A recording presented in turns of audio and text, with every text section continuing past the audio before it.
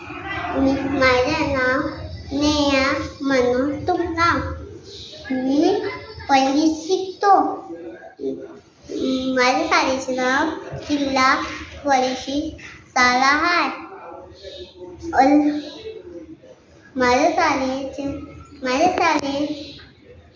माझ्या शाळा मला खूप आवडते. माझे टीचर भी खूप आवडते, सर भी खूप आवडते. माझे सोबती नाव नेहा मी आपण 9व्या लकी नित्या अजून